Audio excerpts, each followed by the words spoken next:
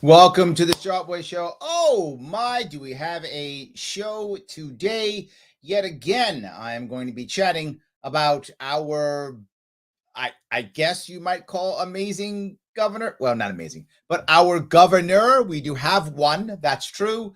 And also going to be talking about our mayor, my mayor of New York City, and chatting how they're going to save us all, guaranteed, with brand new, exciting ideas on how they're going to save us all from an all of a sudden problem that they don't know how it happened or what it happened, but all of a sudden, now they care.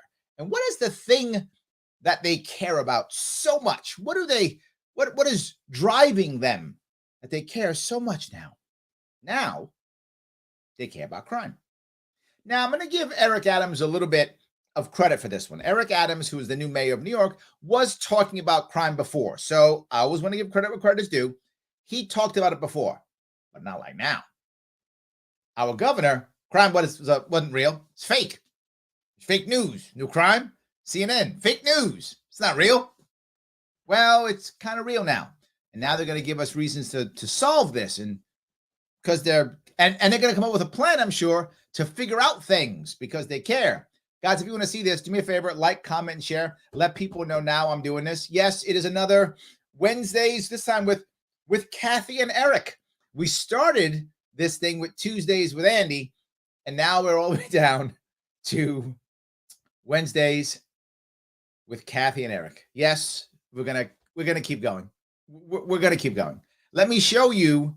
I know some of you just drives you crazy. Some of you like this, but you'll see what I'm talking about with how we're getting things done. Boy, are we getting things done. As we attack something that is painful to talk about. It's painful to talk about this. Because we are still reeling as a state. Our hearts are broken by the knowledge that this time last week we had two more officers on the beat, two young men in their 20s, two young men who had their entire lives ahead of them and their family, and one with a new spouse. And that was all shattered with a gun that was traced back to Baltimore, originating back in 2017. And that is. So I want to be as positive as I can on this one. Those of you who know me know that my father was in law enforcement. He was a transit cop first, or a subway cop back then, and he also became a corrections officer at Rikers Island. I'm in no way anti-cop or anti-law enforcement. Not who I am. What bothers me is the whole state is reeling because two cops were shot, one was killed. Why are they so special that the entire state has to reel? Don't get me wrong. Cops being shot's a bad thing. I don't want it. Nothing good comes from it. Cops are human beings and citizens too, just like us. All important. No one should be shot. Some of these cops are insanely brave. Yes. But one cop was killed. Two were killed already this month. There were over 20 murders already in New York City, New York State. Over 20 murders already. Aren't we reeling from those? No, these are. Why? It's not because they're cops. It's because now they're state employees. And she just shows again that state employees, in her mind, government workers are more important than non-government workers. Larry, what you got against government workers? Nothing. They're workers like anybody else. If you have a government job, good for you. I'm glad you're paying your bills. I don't care how you pay your bills, whether you're paying them through government work or whatever you're doing, right? I didn't even care if it's black market before with you. But anyway, however you're paying your bills, I want you to pay your bills. But it doesn't make you better or worse. That makes you the same as everybody else. And this case drives me crazy because now we're talking about, oh my God, you know, it was a cop, so therefore we're all change everything. Now she cares. I have shown you her press conferences now for what, 6 months, whatever it's been. All of them on COVID. When were they on violence? Now a cop got killed. Now she cares. And now she's going to create, you can see right there, the Interstate Task Force on Legal Guns. Because that'll fix it. We'll just create more bureaucracy. That's always the answer. Remember, the government does four things well. And you might go, Larry, you think the government does things well? I do. It does four things very, very well. It's great at it. One, killing people. Very good at that. You want to bomb countries, blow people up. Very, very good at that. If you ever want like millions of people dead, you cannot be government. Government's awesome at that. That's particularly if you want them to be killed indiscriminately. Ooh, so good. Second, imprison people. Very good at that. Oh my God, very good at imprisoning people. They'll make up rules. They'll build prisons. They'll do whatever it takes to make sure they put people away. They're good at locking them up. All good. 3, creating bureaucracy. Oh, if you ever say to yourself, man, Larry, I am far too efficient. I would love to have some things that would waste my time and would make me just do stuff for nothing. Government has you covered. They will take care of that like that. And lastly, of course, is they're very good at writing checks. Let's just write people checks. They write checks better than banks, more efficiently, more effectively, faster. They're awesome. So all of their plans always cover one of those 4. And the first thing he's going to talk about is, you guessed it, bureaucracy. Oh, but there'll be checks because there's always checks. So bureaucracy and checks is her answer. Here we go. What we're talking about here today, so we can get to a point where we don't grieve. We also celebrate our success and know that we have turned the corner. Okay, this is another problem that we keep hearing. And every time you hear a politician say this, you know it's a problem. You're going to say the same thing. We can get to a point where this never happens again. We got to stop till this never happens again. That never works. People are human beings. We have issues and concerns and problems. We make mistakes. That's how it works. This never happens again is a bunch of garbage that allows them to just keep punishing us. Fighting gun violence. Gun violence. And this happens with incredible partners. We'll be talking about what's going on in the next room before I head in there and welcome them. Okay. But gun violence is a national crisis. 90 of the top 100 cities in America are seeing an escalation in gun violence cases. It's weird. So 90 out of 100 cities are seeing an increase in gun violence. I wonder why. And we have to make sure that we're working together. And this is not a New York phenomenon. This is a national phenomenon. And we now have to pull together all the tools in a concerted way, not just deploying what we have available to us here in the state of New York, which is exceptional. Okay. Well, we have the SAFE Act in New York, which has magically made everyone safe. So, well, wait a minute. I don't understand. I've been told more than once, that the SAFE Act has been keeping New Yorkers safe for like 8, 9 years now. So I don't understand how we can have this gun violence because the SAFE Act solved that problem, I thought. Odd how that's not working. But also saying, where are these guns coming from? Oh. They're not originating here in the state of New York. I know, because you're kicking out all of our manufacturers, even including Remington. So that's true. We've identified and traced states where they are originating and why their murder rate is higher because the number of guns coming into our state is high. It's weird how the states who make the guns, where they have the guns, don't have a higher murder rate than we do. Isn't that weird? You'd think, since you care about where the guns come from so much, that the states where the guns are made would have massive gun violence because all the guns are there. But that's not true, is it? It's not true. Where the guns are made don't have higher murder rates. Weird how that is. And the thing is, it's gun violence. So if we get rid of all the guns and someone stabs someone, is there knife violence? Is knife murder a crime? Is that a thing? No, it's only gun. It's only guns. Weird how that works. Higher. The numbers bear this out. I've studied the data. And well, now we're good. There's a phenomenon going on here that we're going to study and understand why this is the case. Ooh, you got to figure out. All right, you know what? Let's help Her Majesty out. We got to figure out why the gun violence is going up. Why? And how these guns are getting into New York. All right, let's figure this out because she studied. So we're going to be her helpers. Figure this one out for her. Okay, come on. That as we enter 2022, we are seeing a dramatic increase in the number of guns finding their ways through our borders and into the hands of. These guns are finding their way in. I had no idea that guns were that aggressive and they really wanted to get it on their own. How in the world do we stop these guns from on their own coming into New York? I didn't know that guns literally got up and said, you know what I hate? Kentucky. I'm going to New York to kill people. And the gun got up and do guns have legs? Do the new guns like have treads or so? I don't know how they do it. The guns probably, all right, guns probably, if I'm going to guess here, probably hop into people's trunks, drive in. The guns don't drive, right? So we'll see. Criminals. And we are seeing a concentration in places like the Bronx, Upper Manhattan, but also in other cities. So poorer places where people aren't working.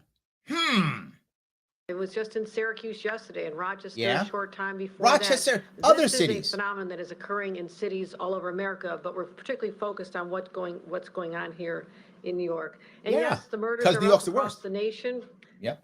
It's not a great source of comfort, but New York State is faring better than others, safer than the rest of the country, but it's a similar trend. The numbers are going upwards. Yeah. And we're also concerned about the victims of these crimes, in particular when members of our law enforcement are gunned. Thank you. Victims of the crimes. Victims of the crimes. Yeah, but you didn't care before. You only cared when the cops were killed. Valerie brings up Rochester. New York has 81 murders in Rochester, New York has 81 murders in 2021. 81 people killed. 81. Valerie says, I was an active city medic years ago. It was bad then. She just makes things worse. Her approval of bail reform. She'll cover bail reform too, because it can't be that, Valerie, because that's her law and it's never her fault. So it can't be bail reform because she's for it. And whatever she's for, that's not the problem. So 81 murders just in Rochester. There were over 200 last year in New York City? 300, something like that? Didn't say a word. Quiet as a mouse. We weren't reeling from those people. How about those people who lost their loved one? How about that? How about the kids who were killed in New York City last year? She wasn't reeling from that. But a cop got killed. Oh my God, world's ending. I feel bad for the cop. He was a young guy, 22 years old. His life was stolen from him. Horrible. Horrible. Now she cares. If you'd have acted earlier, maybe he wouldn't be dead. How about that? Why don't we play that game? Maybe that cop wouldn't be dead. Down for doing nothing more than showing up in the cause of keeping the peace, which is what occurred just a short time ago in New York City. People and individuals thinking they're going to protect a woman from a threat, and they end up becoming victims. And that is what we're fighting against, but also the realization that in Black and brown communities, Black Americans are 8 times more likely to be murder victims as their white counterparts. So we have dynamics going on here to say we are heeding this call to action. Yeah, minor issue. That's been true for probably 50 years. That's probably true for 50 years. 50 years is true. But now, how about the 7 years when you were lieutenant governor? You spoke out on gun violence. Right. Never would be the answer. Never. Right. Never. But now you care. Okay. Action. We are compelled to do everything we possibly can. And that is why in my State of the State address, which occurred on January 5th. I remember. I was embarrassed. This most recent spate of violence. I said we need to come together with not just our allies in New York State, our partners everywhere from ATF. We have our ATF special agent in charge for the entire state is with us today, John DeVito. We welcome their partnership, our fellow you can go back to D.C. Bringing together our U.S. attorney's offices, the FBI. You can all go back. Look, if you bring the FBI in, guaranteed, if you bring the FBI in New York State, guaranteed there will be a conspiracy to do something crazy because the FBI creates more conspiracies than anybody. So without question, there will be guaranteed. If she brings the FBI in, there is going to be a conspiracy to do something crazy. And there'll be like 3 New Yorkers and 9 FBI agents. Guaranteed, 100%. NYPD, of course, has been embedded with us for a considerable amount of time, but we're deepening those relationships now. But what about partners in the other states where the guns are originating? Yeah. That is what has not been tackled successfully, in my judgment, in the past. Yeah, that's the issue. We got to enforce all, and everyone who's watching, who's not in New York, who always tells me, I hear it, you New York stuff. She's saying this is her words to you. You just heard it. What she's saying is, all you guys with looser gun laws, you need to have New York State gun laws. We need to take New York State gun laws and bring it to the entire country. That's what she's saying. And all you people who are like, Larry, I don't have to care about New York, you better. You hear me say almost every week, if it happens in New York, it's coming to your state. She just said the quiet part out loud. It's coming to your state. She wants the gun laws to be like New York in all the states. She just said it. And Biden's on board clearly because she's like, and we got all our people with us and we'll stop making up crimes here any minute now. And we're going to get all the states that allow you to have guns. That's going away. That's actually her goal. You can see it. She said it. I didn't make this up. You heard her say it. And that's why I announced in my state of state this formation of an interstate task force on gun violence, illegal guns. And we will bring all these individuals together, as well as people from 9 states in the Northeast. This has not happened before.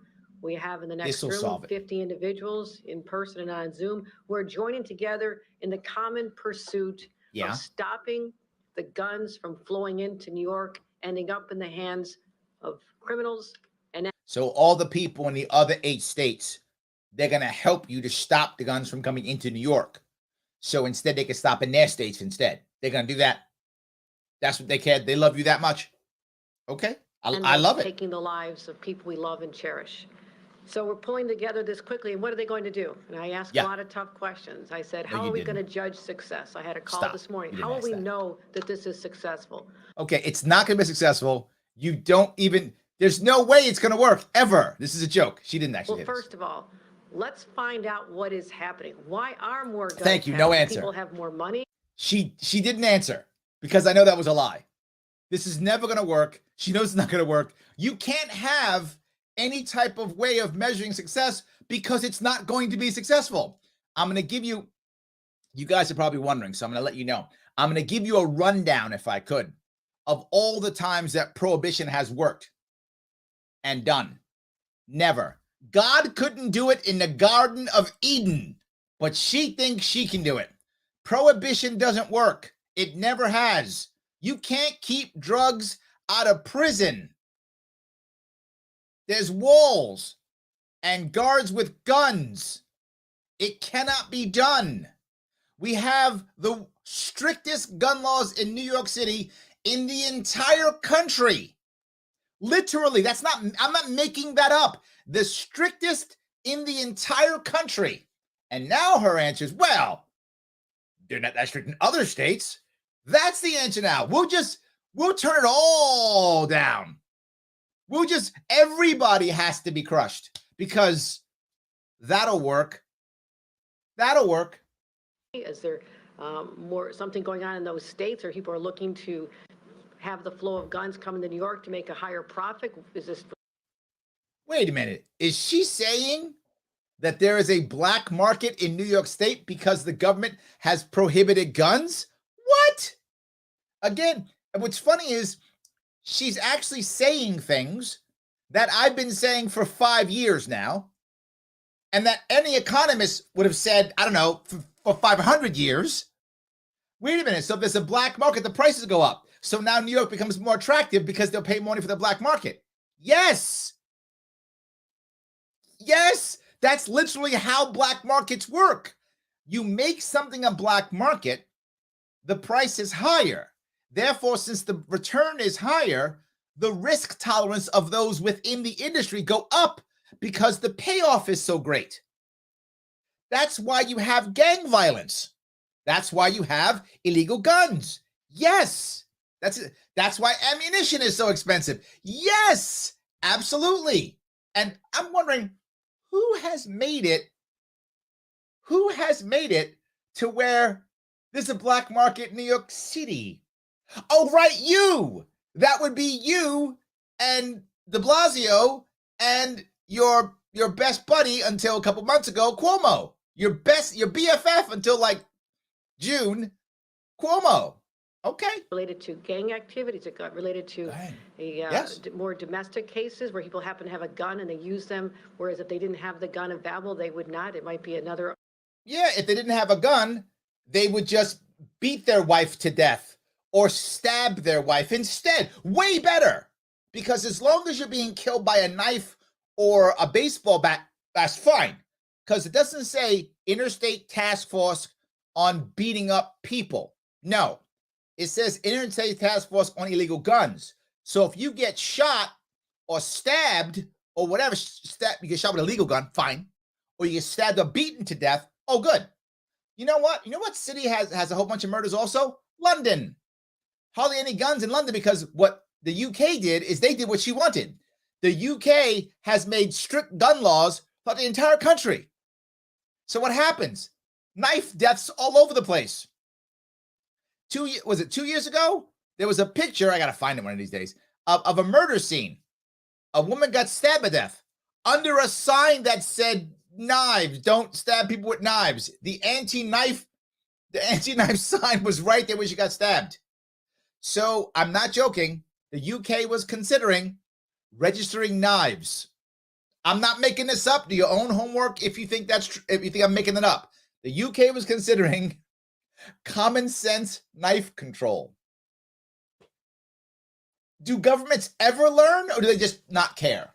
Altercation, but it wouldn't result in death.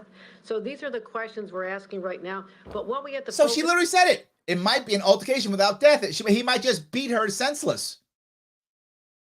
How about you create an environment where people don't beat up their spouses? How about you handle the serious problems in New York State to make people happier? Happy people don't beat their spouses. Happy people don't shoot cops. Happy people don't buy illegal guns. They buy legal guns, right? Happy people don't do these things. Is real-time gathering of intelligence. Oh. Not wait a couple days, not wait till a lab is finished analyzing. Don't give anybody due process. What could go wrong? What could go wrong? Real-time, immediate response. And that is what we hope to attain by deepening the relationships, coming together toward this common purpose. Okay, so wait a minute, hold on. What we're worried about here, to be clear, so that everyone who's listening and watching can understand, she's concerned about illegal gun violence, right? The vast majority, and I mean the vast majority, is based upon an incident. This case we're talking about just recently, an incident where a guy comes back home, he's arguing with his mom's scared, she calls the cops, she doesn't even know he has a gun, doesn't mention a gun, the cops come in, they walk in, he is scared because he's a convicted felon, he doesn't want to go to jail, he comes out, guns ablazing, they shoot him down. That's what happened. What kind of real-time intelligence are you going to know to figure that one out? How are you going to figure that one out? I don't know how to figure that one out. You got, I don't know, a drone over everybody's house? How are you going to figure that one out? Also operational coordination when it comes to gun interdiction. And we have very porous borders here in the state of New York. We have porous borders in the state of New York.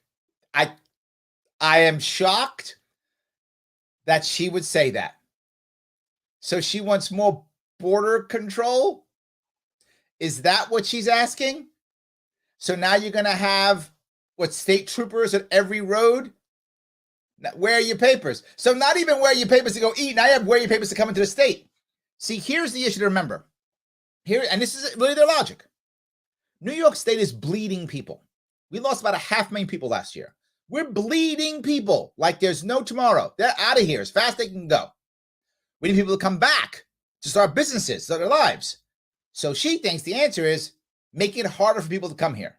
Because what could go wrong? We'll just put jackbooted thugs on the border. That'll work. We'll do random stop and frisk. What could go wrong? We'll do everything that we know that the data has come in will not work at all. That will just cost more money and make everybody's life more miserable. And someone told her that. She went, let's do that. That's great. Oh my God, this will never work. This will be a disaster. Let's do that. You think about guns that can easily flow in from the state of Pennsylvania. They have different gun laws, and we're proud of you evil Pennsylvania people. It's your fault. See that, Pennsylvania? Wasn't for your dumb gun laws, nobody would be shot in New York. So So easy. It's all your fault, Pennsylvania. The gun laws we have here in the state of New York. And that's why we know that our problem is being caused from out-of-state guns. Now that's next level right there. That is next level. You know what she just said? We are proud of our gun laws. So we know that the problems we're having are because out of state, because ours are perfect. That's what she said. That's what she said. So when we have the opportunity to have interdiction efforts along our border with Pennsylvania, identifying the gun shows where people are purchasing guns, loading up a trunk, and coming up I-80. What could go wrong having federal agents around gun shows following people coming back to New York with a trunk full of guns? What could go wrong? That makes total sense. And I'm sure that now that you're announcing this openly, those people who run guns are going to keep doing exactly the same thing. There's no way that the people who run guns will go, they're doing that, we'll do something else. That only happens, every single time throughout history, forever and ever. Every single time, that's what happens. The second they see you do the thing to stop the thing, they stop their thing and do something else. And the question, though, is, does the thing that you're worried about, the thing you're doing, does it stop? No. And what's my example? 9/11. We still take our shoes off, right? Because the shoe bomber. There was a one-time idiot shoe bomber. Now we take our shoes off. If you were going to drop a bomb, would you use your shoe? No, because they take your shoes off. So we still take our shoes off and go through useless TSA stuff. No one's going to do this ever again. No one's taking over a plane again. The cockpit's locked. And we also remember 9/11. It's not going to happen. But did any of the security go away? No. So when this horrible security state pops up of surveying legal gun owners in New York are now going to be surveyed in other states. When that happens, will that go away? No, not at all. Not at all. Pennsylvania people. That's why people get shot in New York. You crazy Pennsylvania people. So your fault. Or Route 90 in toward Western New York, and then the guns are ending up in our cities in particular. And that's the level of trafficking that we want to zero in on. Where are they coming from? Yeah. Where are they going? Yeah. And how we stop them. And yeah, because that works. by combining our resources. Because, you can tell. Here's the best part where you can tell. You know this is going to work. I mean, it has to work. If you look at it, think of how we've been doing this for drugs for about the past 50 years. And that's, yeah, that hasn't worked at all, has it? We've been doing exactly the same thing for drugs for 50 years. It hasn't worked. But this time, see, she's got the Interstate Task Force on Illegal Guns. This time it's going to work. She's got it down. It's almost like a joke. We're going to be able to leverage our individual strengths and our resources. So I want to thank all of them for stepping up and answering this call. And I think. And stepping up. You're giving federal agencies who do usually nothing, something to do and someone else to bust. They have to make up crimes because there's nothing to do. You know that's true. So now you're giving them more reason to make up crimes. They're like, thank you, New York. We'll make up some more crimes in a heartbeat. The governors of those states as well for participating. And in addition to this, we have a lot of work to do. You'll be hearing very shortly from Mayor of New York City, Eric Adams, who from day one, even before day one, we have been working closely together to address this situation, talking about violence in the subways, trying to restore people's confidence about coming back to their jobs. And we have a lot of work to do on that front, but it only happens when you have willing partners who bring all their resources and human capital together, smart. Or that's one solution, bringing in more government to have surveillance over more Americans and more police force. That's one option. The other one is create a better environment for New Yorkers to thrive. That's crazy, I know, but that is another one. I like that one better. That's just me. People who gather in a place like today and get the ball rolling. My executive budget also shows tremendous support for law enforcement here in the state of New York. not just with the formation of this task force, but also we've added more money to. We're writing checks. You know we're writing checks. So she's like, I'm going to thank you all for stepping up. She's literally writing them checks. I'd step up too. Dan, you'd step up. She starts writing you checks. You'd be like, yeah, what task force am I on? How much do I get? I'm on that task force. Of course we are. You're writing checks. Gun crime tracing. We have more money going out there to hire more social media analysts. This way we can find out early on what trends are out there. What are people talking about? You're going to hire social media analysts. What could go wrong? What could go wrong? I guess I might as well shut my show down now. Because once the analysts find this show, that's the game of this one. That's it, right? Because they're going to find out. They're going to create a magical crime, make everybody evil and bad, and then arrest everybody. Because that's what they do. That can't go wrong. That's going to be great. And perhaps identify individuals who are on the cusp of purchasing guns or trafficking in guns or even committing. You were going to go buy a gun. You're a criminal. And don't you dare put it on social media because the FBI will be out there. Crime. So that's going to be very helpful. Also more equipment, software, special onboarding of computer and cyber crimes unit. Investing $13 million more into our crime analysis center network. So we're hitting this on all fronts. All fronts. But making sure that at the end of the day, when we look at ourselves and say, did we do everything we could? That answer has to be yes. Why? Why? Why does that answer have to be yes? She just says stuff. My job is to make everybody safe. Says who? You made that up. Our answer has, we did everything we could. Why? Why do we have to do everything we could at a state and or federal level? Why do we have to bring the FBI in?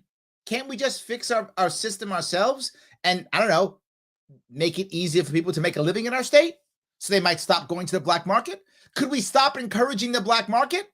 We could do that. And that is another reason why I just recently extended an executive order that was put in place last summer. She extended an executive order that was put in place last summer. Who made that executive order? I think that was you. So you just extended your own executive order to give yourself more powers. It's weird how that when the executive decides they need emergency powers, they kind of keep needing emergency powers, don't they? That's funny how that happens literally every single time. To ensure that we are acknowledging the fact that we are still in a crisis. The still in a crisis. Declares a gun violence state of emergency. Now that's amazing. Well done. That's some good stuff right there. So now it's a gun violence state of emergency. See? So this is almost like it's a bad TV show, like you're watching a Netflix show, and you're like, this is not real. It's just dumb. What else is on? No. This is real. So literally, she said it was the COVID crisis that's going to kill us all. World's going to end. Got to have magic powers to make everything fix and to fix it all. World's ending. Finally, this begins to fail. So, okay. So now I told you guys, late spring, early summer, she declares we won COVID. It's all because of her and the progressives. They won it all because of them. She declares this, but I can't give up my powers because gun violence. That's the next crisis. And that crisis will bring us right into the election. So we get rid of the old crisis, be a new crisis, and she will have saved us from both. Brilliant. It allows me to have flexibility for convening opportunities like this to let people know how deadly serious this is. And also, I mentioned some of the resources. A cop got killed. In our state budget, we are literally tripling the amount of money going toward our crime gun efforts here with the state police. More money always works. Just if you have, people should know this already. And Melissa hasn't figured this out. Melissa, the answer is throw more money at it and the problem goes away. That's how that works. And if you throw double, that doesn't work. Triple. You throw triple, that doesn't work. Quadruple. Every time. I don't understand. Why are people not getting this? It's that simple. More money, more money, more money. Problem goes away. Done. But also, That's one side of the equation. Oh, that's only one What's side. happening in these communities? Tell me. I've tripled the amount of money going into gun violence disruption programs. Because those work. Gun violence disruption programs. That works every time. Every time. When people try to stop people from getting shot, they never get shot. Oh, except just this week. But just once. Those always work. And giving people opportunities to find a better path, not just with summer jobs, which we're going to do, but also throughout the year. See that? If there was summer jobs, that's the problem, see? Summer jobs and frickin' Pennsylvania. That's the problem. If Pennsylvania would take the same gun laws that we have and some people would have summer jobs, nobody would ever be shot again. And more money. And let young people know who are on that cusp of saying, which path am I going to take, that they have the right influences. If you just gave a kid a summer job, he would stop shooting people. He would. I mean, you asked me, why'd you shoot a guy? Because I didn't have a summer job. Oh, that's why. Oh, that's the reason. That's worked every time. Them to ensure that they do take the right steps. Jobs programs always work. And do not end up in the street. Wait a minute. Everything I've said always worked has literally never worked. We are literally doing every single thing that has positively never worked ever. And she's like, yeah, this is the thing. Or else worse, in a morgue themselves. That's what our focus is on right now. We also, in October, I signed a bill that closed loopholes in gun possession and registration. And also, this is not the prime driver of illegal guns in our state, but we also made sure that we were getting ahead of the whole phenomenon of ghost guns. And that's why I took the step of banning ghost guns here in the state. So you banned guns that were already illegal. Well done. I mean, you can't, it's great. You ban guns that are already illegal and you ban wait a minute. So we have a SAFE Act, red flag laws. Months ago, you banned these guns. How did someone get shot? We passed a law against it. What? It's as if criminals don't follow laws. Weird. I mean, don't the criminals know that this is against the law and they shouldn't do it? I don't get it. If one more law, and then no more guns. Of New York, and also not just a law enforcement issue, but also a justice issue and an issue trying to get under the health effects that this has on communities and societies that are under the health effects of gun violence, not the health effects of lockdowns. Not those. The health effects of gun violence. That's what you're worried about. Siege right now, it has a dramatic effect on people's sense of security. And that to me is a painful aspect where people are feeling nervous and anxious. It's weird. People feeling nervous and anxious. It bothers you. You mean like locking someone in their home and making them non-essential, not knowing if they can pay their rent, not knowing if they will have a job? You mean like that? Like that, maybe? And making them think that everyone's got COVID and everyone's going to die of COVID. They don't wear a mask, they're all going to die. You mean like that, making people nervous and anxious? Or no? In light of what we've come through with this pandemic, this is almost too much for people to bear. And that's why as of today, I'm announcing the head of my new Office of Gun Violence Prevention. I was saying there's no way this could work. How could this work without a bloated bureaucracy? And she's like, no, Larry, I got you covered. Hold on, what's that office? This is critical. I need to know the name of this office. Hold on. What's the office? Anxious. And in light of what we've come through with this pandemic, this is almost too much for people to bear. It is. And that's why so we need a bureaucracy. As of today, I'm announcing the head of my new Office of Gun Violence Prevention. Office of Gun Violence Prevention. Remember all that money she said? She tripled all the money. Guess where all that money is going to go? Into this. Because now you got to have a director of this or commissioner of this, admin support, people in the field, all those millions of dollars. They're not going to you or to me. They're going to our friends. She just created a bunch of jobs. That's what she just did. I'm not making that up. She's going to help us out by giving her friends a whole bunch of jobs. She just made up jobs. You heard it. I have a new office of whatever stupid stuff she just made. Yeah, another dumb thing she just made. This office will solve things, and now we're all see. I tripled money to save the world. Where'd the money go? You mean like in the communities and stuff? No, into my new office that I just gave to my donor, and his daughter and his son. Right? Now I have jobs for my donor's kids. You wish I was joking. You know I'm not. She just made jobs for her donor's children. And you wonder how this stuff becomes corrupt.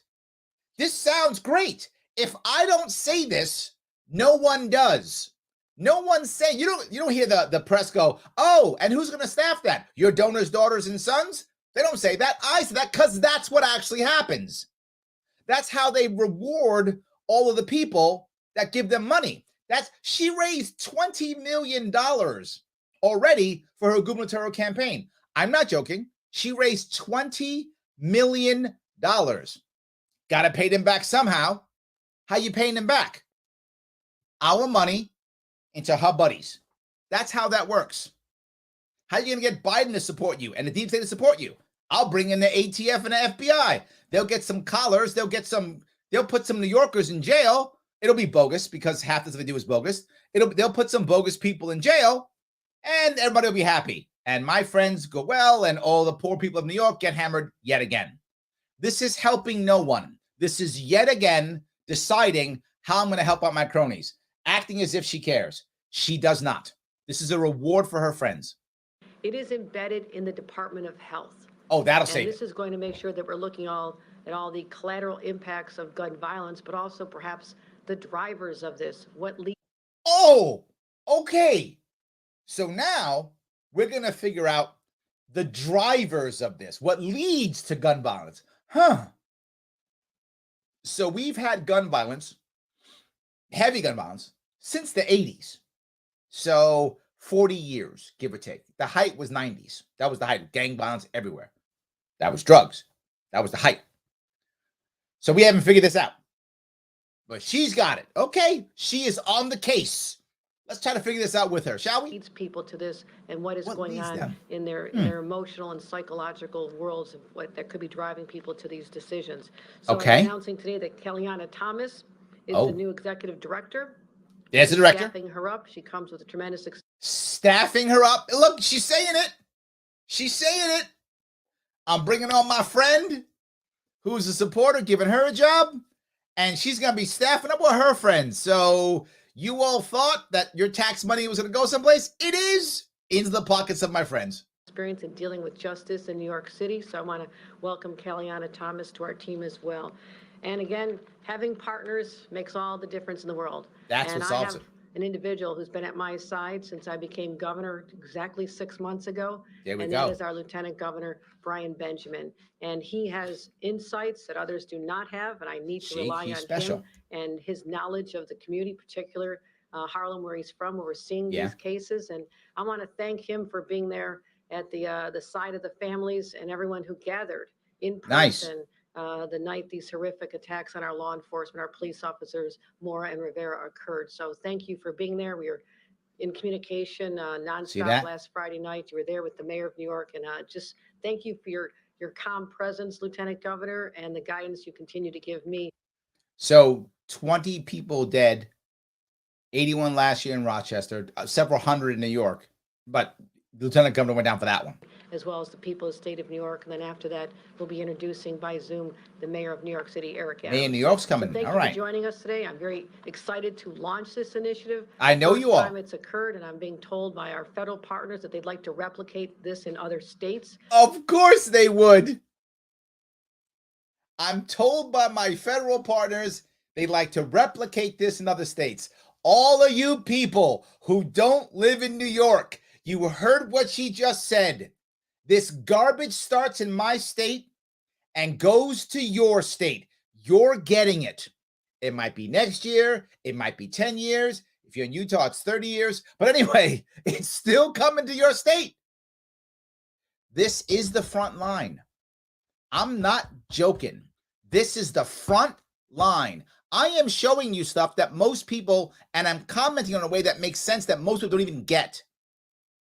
You're hearing what she's saying. I'm doing it with you. So I'm not making this up. This isn't me just ranting on stuff about I'm making up. I'm going off of what she is publicly stating and proudly saying it. Come into your state.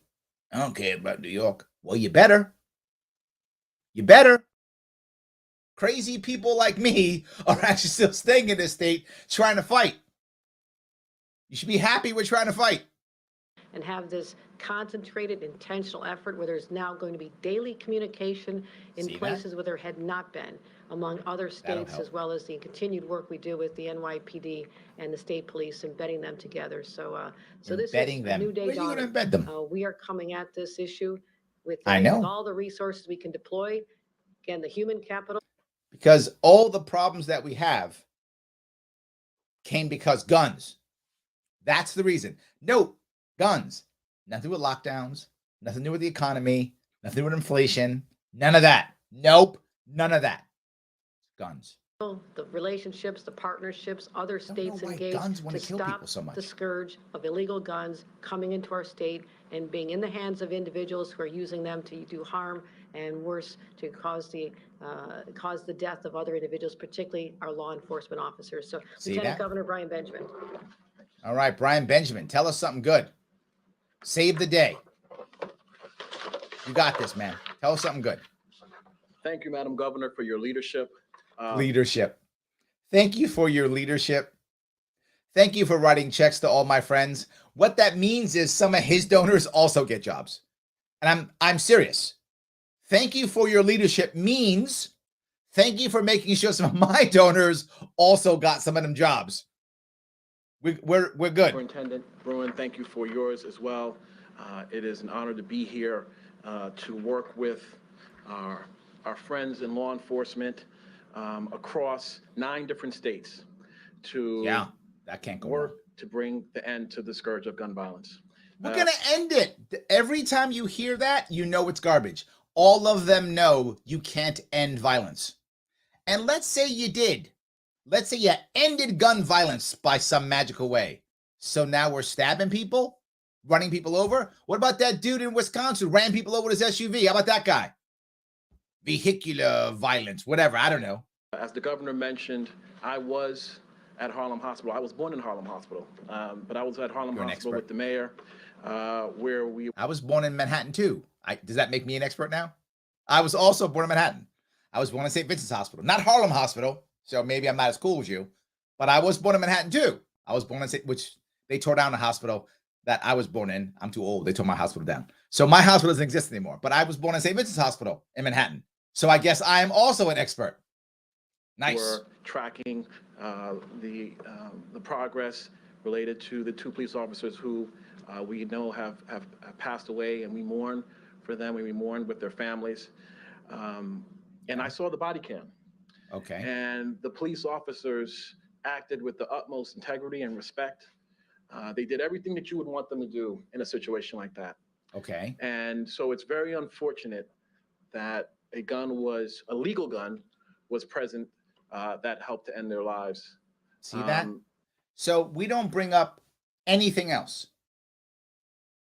It's very bad than illegal. What if he had ran out and stabbed these guys? What if he had a samurai sword? He came out and went, and he had killed one of the cop that way. Would that be different? What would happen then? We'd still mourn the cops as we should. Look, if you lose a loved one, you don't care.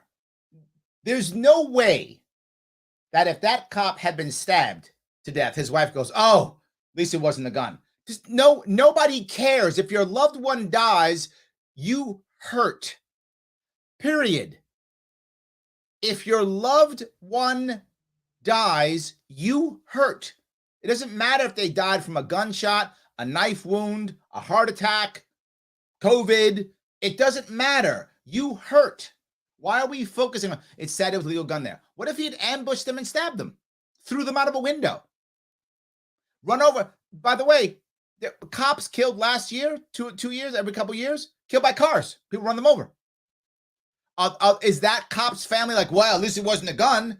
No, that cop's family's devastated because they lost their loved one and probably the number one breadwinner in their family.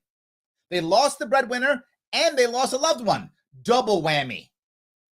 You know, I also think about the 11-month-old baby in okay. the Bronx. I like that. Her That's parents, were at a grocery store. Her mother was sitting in the front, and she was sitting. You know, I'm going to give him credit for this. He's right. Terrible when anyone gets hurt or killed. Worse when it's a baby. Worse. Bad no matter what. Worse when it's a baby. He's right. I'm going to give him that. I'll give people credit where credit is due. Well done. Yes, correct. In her car seat. And two individuals were out, and one shot the baby in the face. She celebrated her first year on this earth in a hospital. He's right. That is not the kind of life we want for any of our children. Agreed. 6:45 p.m. That could have been any one of us with a young child. 100% correct. And so it is so essential that the work we're doing here today acknowledges that we can't only focus on what happens at the moment in that situation. Correct. Yes, we must hold the individuals accountable who committed those acts. This guy's making some sense. Okay, I like this. Keep going. Don't mess it up. You're doing good. This is good. Keep going. You're doing good now. But we must also hold the supply chain accountable where the illegal guns got to that place. Because no, you messed up. No. So he was going so good. This is, and then we got to blame the gun. There was a shootout in the street. The problem isn't the gun. The problem is there was a shootout in the street. So don't get me wrong, that kid should not have been shot. But what if it became a knife fight instead? They knife each other to death, and two kids got knifed to death. They were teenagers. So two teenagers get knifed to death instead? This makes no sense. No. God, you're doing so well, and you messed it up. No. We have to look at more than just the fact that a child was shot. That's terrible. But we also have to look at, why was there a shootout? And the reason is that no one seems to want to bring up gang violence because of the black market. That is the reason. Gang violence will always increase when there is a black market. The black market will always increase when you have people who are out of work and people not getting things. The supply chain piece you talked about is an important piece, but not for guns. For everything else, not guns. Why? Because if the supply chain broke, which it did, goods are rarer. Therefore, the goods that we want are more expensive. If they're more expensive, people are prepared to risk more. Hence, black market gang violence. Unlock the city, let people work, let goods come into the city. There will be a smaller black market. There will be less violence, less gang violence, and less shooting, stabbings, and 11-month-old kids getting shot. This is how it actually works. We could do that. Or we could give our friends jobs with, I guess, commissions that don't matter and offices that are irrelevant. We could do that too and use the same policies that we know never work ever. That's another option, but I like my option better. Because if we do that, then what happens? That will help us to end this scourge. Okay. If we focus on that, then that'll help us end the scourge. That's literally something he just made up. He might as well have said, and then if we could make sure to finally find the mermaid, then there'd be no gun violence. So let's just find the mermaid and the guns will magically disappear, with the magic mermaid power. It's the same. He just put two things together. Let's just connect these two. We find the mermaid and then the magic mermaid power happens and then the guns go away, I guess. This is exciting work to be a part of. I can tell you growing up, the mayor had recently said that there are about 30 precincts in the city that account for the majority of the violence. I can tell you the majority of my life, I've lived in those precincts and always would wonder, where are these guns coming from? So let me be clear. You were a kid in a bad neighborhood. I know. I grew up as a kid in a bad neighborhood. I grew up in the South Bronx. The places they're talking about, the precincts, I also grew up in one of those right by Yankee Stadium. That's where I grew up. And when there was violence, one thing I never thought of is, wonder where all these guns are coming from. I never thought that ever, and neither did he. He was not 8, and someone got shot, and he went, I wonder where the guns are coming from. He never thought that. He's making this up. This is a blatant lie. He never thought that once. No kid goes, I wonder where, what's the supply chain of guns? This gun from Pennsylvania? No 8-year-old ever thought that, ever will think that. He is blatantly making this up. What he was saying is, what he was thinking, which is what I was thinking is, man, why are people killing each other? I did think that. I did think, why are they in gangs? That I did think. I did think that. I did think, wait a minute, why are these guys in gangs? I did think that. I didn't think, what? Is that a Pennsylvania gun? I never thought that ever. He's making this up. I never saw a gun manufacturing facility growing up. Because you were looking for gun. You don't know what was being made in your neighborhood. I don't know anyone who got a 401k or who's has a pension because of working in any of these facilities. Who Remington is bringing these guns into our communities? And so the question that we are here to ponder. Okay, so let me ask you something. Good, serious situation. Serious question. What if I were to go into a Bronx neighborhood? He talked about, I grew up in the Bronx. He knows the Bronx. He knows Harlem. And for those who don't know, Harlem and the Bronx border each other. Harlem is northern Manhattan, and right above that is the Bronx, for those of you who don't know. So I grew up in that area. My grandma lived in Harlem for a while. And we used to go visit her across the bridge. So let's say all of a sudden, someone decided to bring in a whole lot, tons of, say, like, I don't know, notebooks. 10,000 notebooks. Brought them into my neighborhood. Put them out in the park. I said, hey, you buy these notebooks. Most people wouldn't have bought them. There wouldn't have been a massive black market for notebooks. Why? Because when I was a kid in school, they gave out notebooks for free. There was no need for notebooks. There were none. So you could bring all the notebooks you wanted when I was a kid. We'd have grabbed some here or there to mess around with, but there wouldn't have been we would have paid good money for them because we can get them for free. So it isn't the supply that matters. You shouldn't be asking who's bringing the guns in. That's the wrong question, my friend. The problem is these guys are government workers. They've never been in business before. They have no idea of understanding what that means. What you should be thinking is, who wants all these guns? And who is willing to pay the money for these guns to make it worth people coming into New York City and preparing to fight all the laws and regulations and chance of going to jail, all of those things to sell guns. It is a demand you should be concerned about, not the supply. People can bring random things all over the place. Doesn't matter. The question is, do people want it? Do people need it? Will people pay for it? Is there a black market for it? It is demand. You people are ignorant, not supply. Demand. Why do people want the guns so badly that they will put up with knowing they're going to go to jail for decades in New York City, for decades with an S for committing a crime with a gun? They still want it. That they will pay thousands, again with an S, of dollars for a firearm. Why? That's more important. Supply is irrelevant.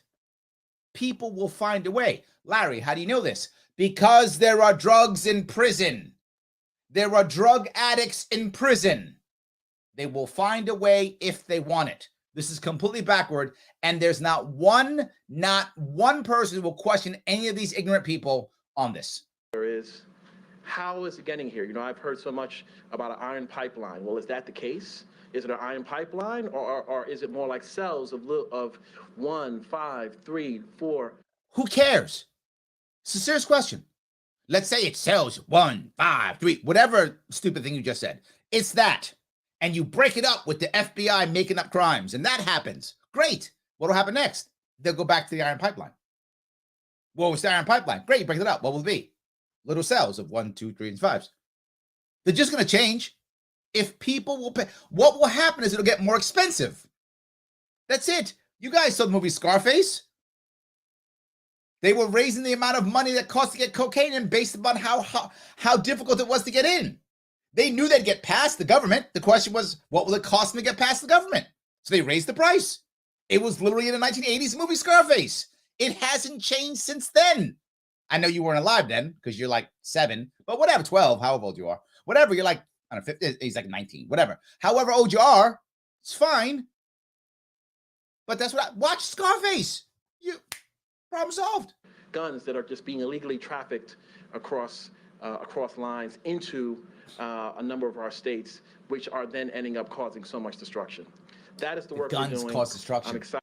Some of you guys think that it's people who use guns. It's not. See that? You thought that it was people. It's not. It's the guns that do it on their own. They get across the state. They walk across. I don't know how. Maybe they drive, whatever. They get across. Then they just start havoc. They just start causing havoc in the states. That's the problem. It's our guns are out of control. We need gun training. Obedience school for guns. Excited to work on this because I think we will save lives by disrupting the supply chain, holding everyone accountable. How can you say you'll save lives by holding people accountable after they've killed somebody? See, we've saved lives. How? Because we held this guy accountable. Did he kill somebody? Yes. But we held him accountable. But is the guy still dead? Yes. How'd you save lives? We're going to save lives. We'll break up the supply chain. Great. So then it'll come another way. They will. So people will still get shot. Yes. How are you saving lives? Because I said it. I said it. So I guess it's good. And it's the mermaid. If we just find the mermaid magic makes it all happen. That's just it. With the money that we're spending. Thank you, Governor. See? He says, why? Serious question.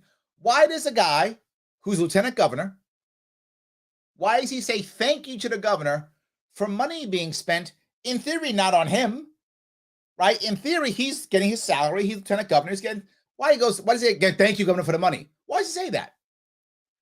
Because what he just said, again, to be clear, I wasn't joking. What he just said again was, thank you, governor, for giving my people jobs so they'll keep supporting me.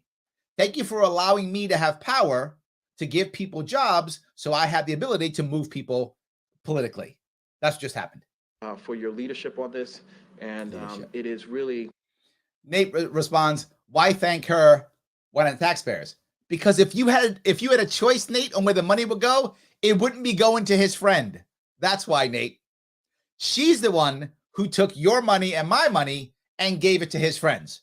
That's why he thanks her. He's actually right. He should thank her and not us. Because we wouldn't give him the money to be forward. We wouldn't do it. But she will. So he's actually thanking the right person. I'm giving people credit where credit is due. He's thanking the right person. It's true. For me, the honor of my life to be working on this, because there are people who I grew up with, who I can say to them, the state of New York is doing everything it can to help make sure that your children and your lives will be protected. And so they're going to include each other. We can ensure that your children and your lives will be protected. Number one, of course you can't ensure that. That right there is a blatant lie. Of course you can't. They could get hit by a car tomorrow. In fact, more people die of accidents than gun violence. More people that drown than gun violence. That's fact. I'm not making this up. They commit suicide more than gun violence. Right? All of those things are true. So you don't protect them from anything else. Protect you from gun violence. That's what he's going to do. So that's different. You can say, I'm going to make sure your kid doesn't get shot by a gun. Oh, well, will she get stabbed? Well, maybe stabbed. It's possible. Will she be choked? Someone might choke her. It's possible. Will she fall out of a car? Maybe. I don't know. But gun, no. So when your kid's killed, I'm going to promise you, not a gun. I hope you feel better. That's what he just said. But here's the most important part. Why? At what point is it his job to make sure that every New Yorker is protected forever? Are you going to stop me from eating, I don't know, high cholesterol foods so I don't have a heart attack? I mean, I wish you would. That'd be awesome. I'm saying, are you going to do that too? This is all just garbage. It means nothing.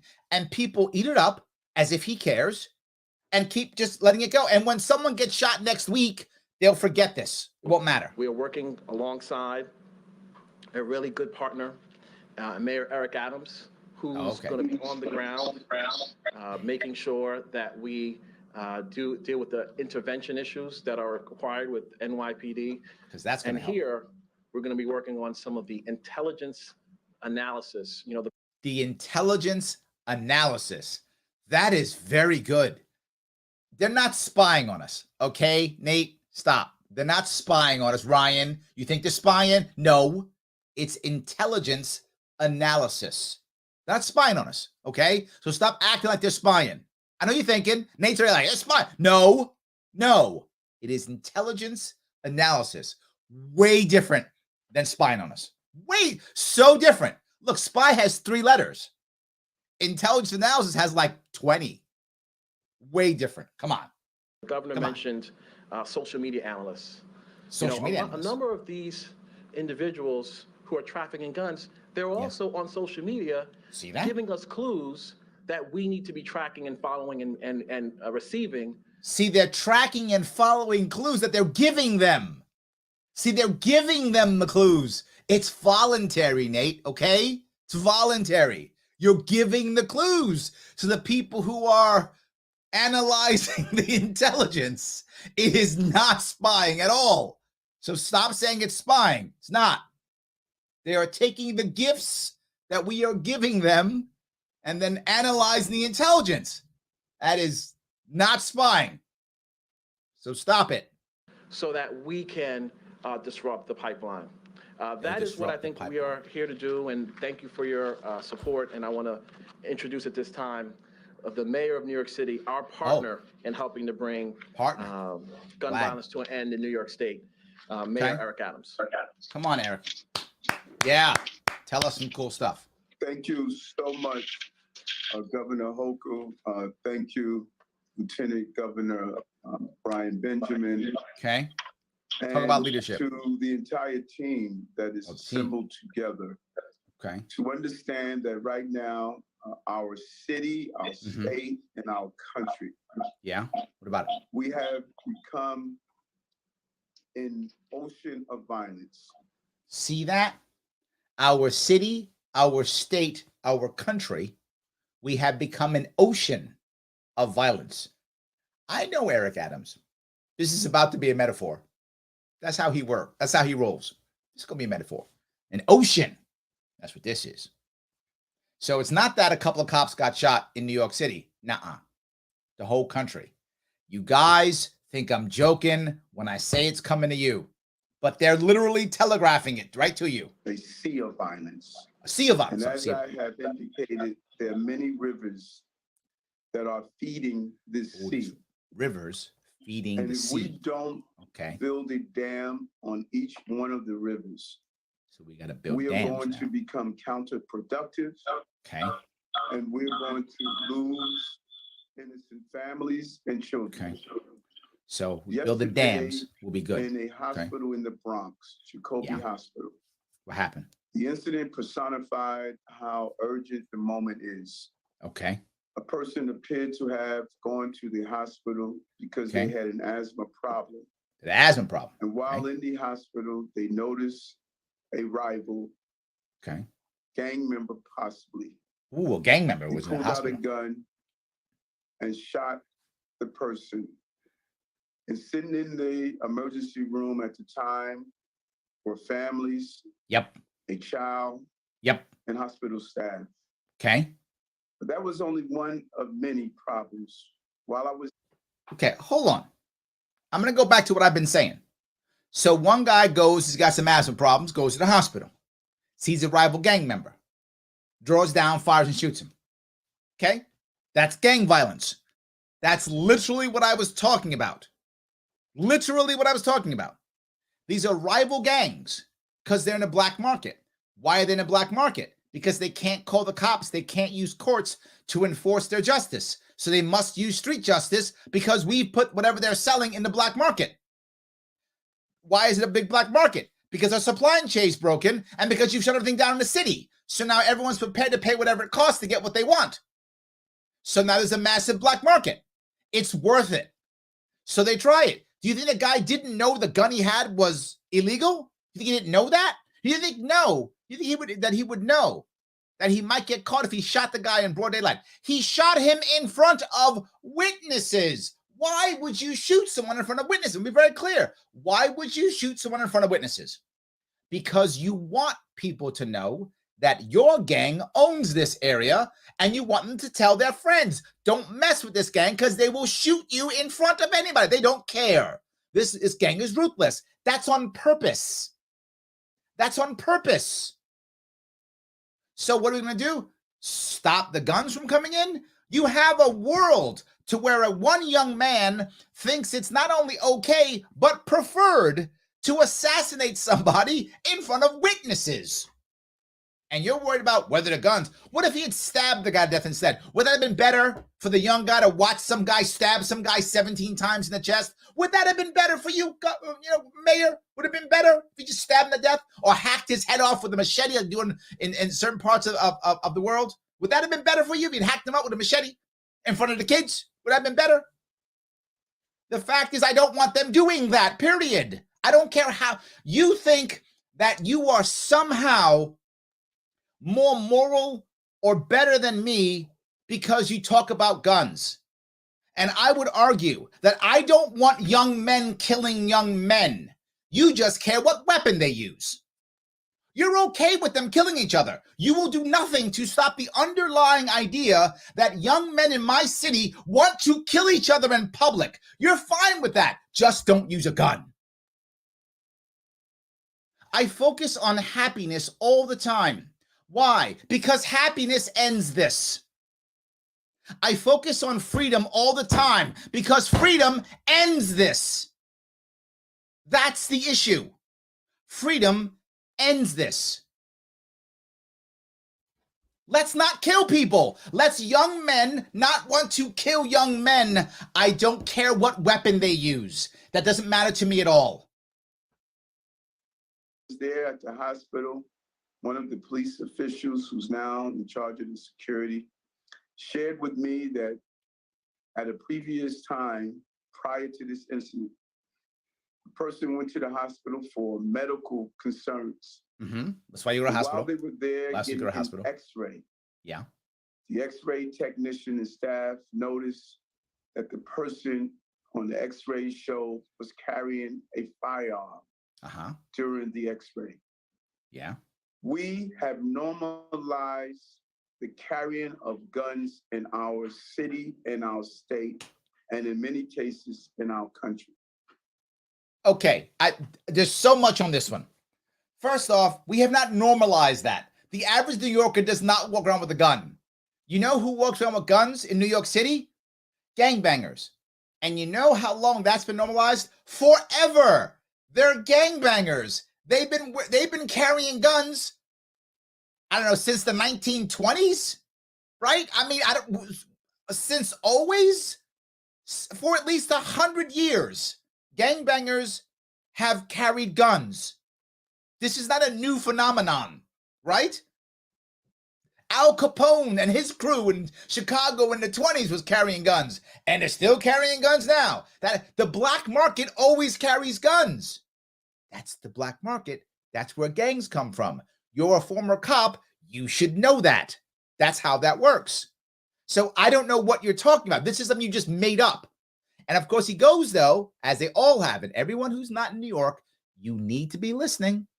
He said our city, our state, our country. He wants to take this outside of New York State. He wants this to be a federal issue. If you're not paying attention because you don't care about New York, open your eyes. It's trying to come to you. We have no longer made it taboo to do so. What are you talking about? We have the strictest gun laws in the nation. Constant availability of weapons.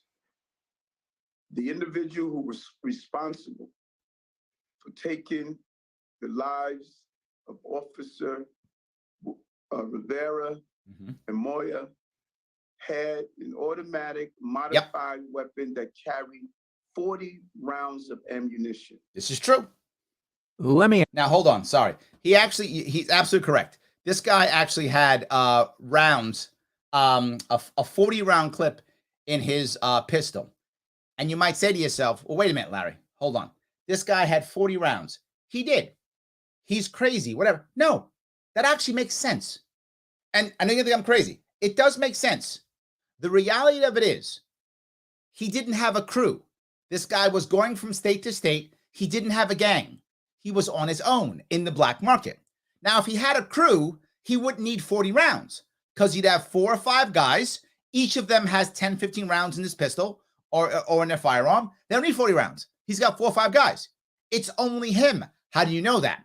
If he had a larger gang, one of his guys would have been a lookout. When mom calls the cops, his guy says, hey, boys, get out of here. The cops coming. And they all leave. He didn't have a lookout. He didn't have a crew. He's on his own. Well, he's in a black market. So he may have to fight a gang. If you're fighting a gang, you need 40 rounds. You got to fight a gang. You have to have 40 rounds. Now, you might say to yourself, Larry, how do you know this? Because I understand the realities of the black market. You would think a former cop would get this. You would think a former cop would get this. It was a semi-automatic. So for a 40 round barrel, right? So you would think that a cop would get this. That is normal. The people are acting rationally. Like they're crazy killers. They're acting rationally for the world they're in. So why don't we get rid of that world? There's no way I want a guy to think that he has to live in a world where he needs to carry 40 rounds. I want people to believe that that's not required, that maybe they want to carry a firearm to protect themselves. No one should feel like they need 40 rounds. He did. Why? Because that's the world he was in. So getting mad at him is that the gun was illegal. The rounds were illegal. The magazine was illegal already. What law are you going to create? Everything this guy had was illegal, and he was a convicted felon. So even having a firearm was illegal. Having the firearm was illegal. The firearm itself was illegal. The ammunition was illegal, and the clip was illegal. I'm sorry, and the magazine was illegal. They were all illegal. What else can you do? You guys can see how frustrated I am. Because and the worst part is no one's going to call him out on this at all. No one is. An additional AR-15 assault rifle under his mattress. See, assault rifles. This is what we are up against.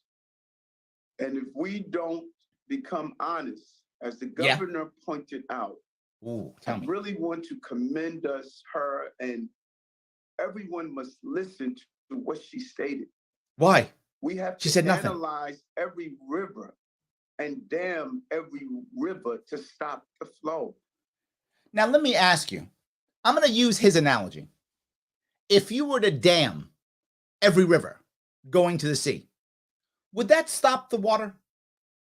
Seriously, I'm going to use his analogy. If you dammed every river to go into the ocean, would it stop the water? What would happen eventually in every dam eventually? It goes over the top. The water has to go somewhere. The water finds a way. It does. So do guns. So does anything black market. Drugs. Name the thing. If people want it, they find a way of getting it. Not just this time, every single time, without question. It happens every time. So even your analogy is garbage. Everything you're saying is garbage, to include your stupid analogy. You can dam all the water you want. Water finds a way eventually. We need to understand what are we doing legislatively. Because that matters. State level that are allowing dangerous people to return to our streets. Ooh, so now he hits. Now you hit something. Okay, look, I'm going to give people credit where credit is due. Allowing people to head back to the streets. She's not going to like that because she's all up bail reform. And to be forward, guys, I'm be very forward. I am also for bail reform. I'm not for New York State's current bail reform. That's a disaster. However, I want to be very clear. There should be bail reform, not what we have. Bail reform should be about helping out the person who was the first-time offender. That's what it should be about. It's not that. We do that, I'm good. But, she's going to say something about that. She don't like that. We need to understand why the guns are continually flowing to the cities throughout this country. Nope. We need to understand why we are continuing to produce broken children that turn into broken adults and become broken people to commit violence. Now, this is right. See, they give you truth, little chunks of truth and reality. Yes, that's true. Yes, yes, I would like to not have broken families. Why don't we fix the family court system I've been talking about for 5 years? Let's fix that. How about that? Let's fix our broken, terrible piece of burning pile of garbage school system we have in this state. Now up to $29,000, $30,000 a year per student that we're spending in our state, and we're still garbage. Something like, what is it? Like 1/3 of the kids can read at levels in high school, something like that. Some horrible number. Our system's broken. Let's fix that. We could fix the family court system, fix the broken horrible education system, or we could make more bureaucracy and give our friends jobs at taxpayer expense. I mean, either one. We need to understand the connectivity to our failures in education. Yes. Our failures in opening our court system. Yes. I take my hat off to the Chief Justice that made immediate modifications on the social distancing requirements from 6 feet to 3 feet so we can start getting people back in the courtroom.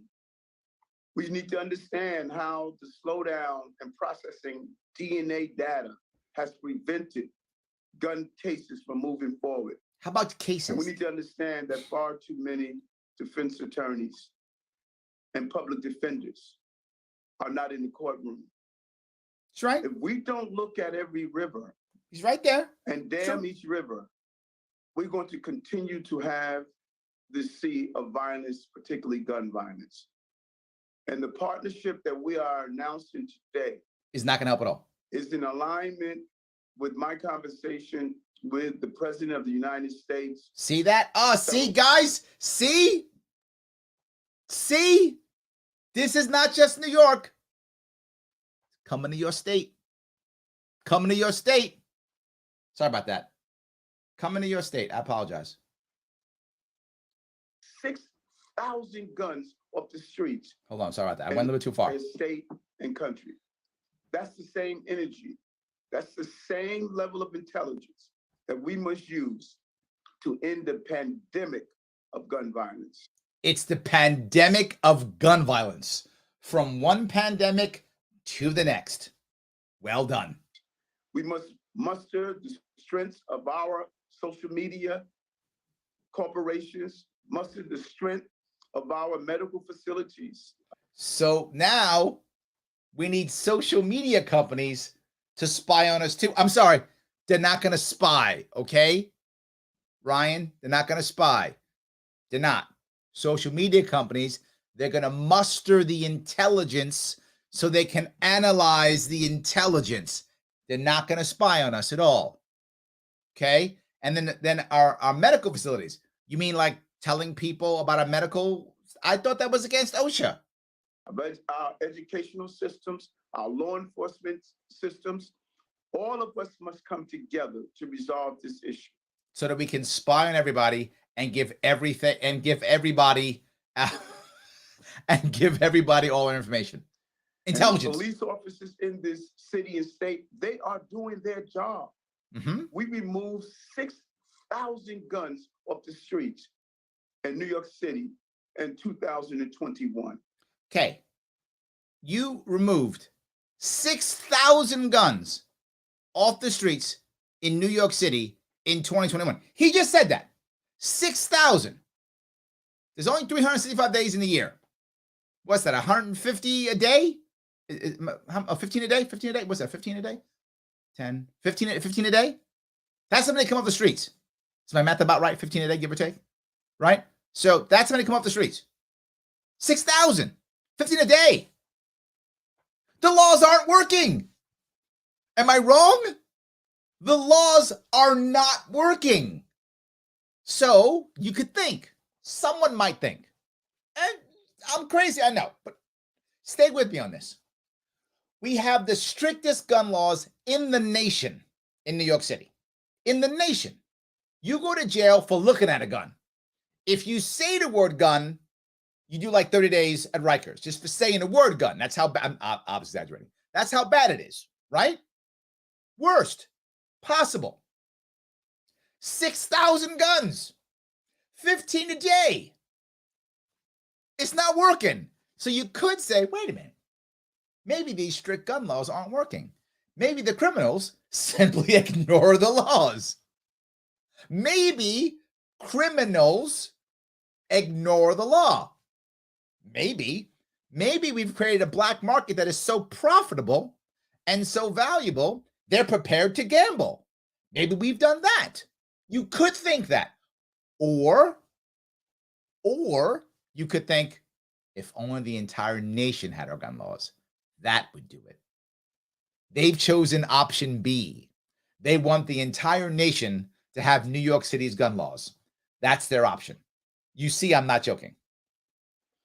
Over 300 guns were removed during my first few weeks in office. 300 guns in 2 weeks. 300 guns in 2 weeks. Maybe laws aren't working. Just saying. Maybe. They can't do this alone.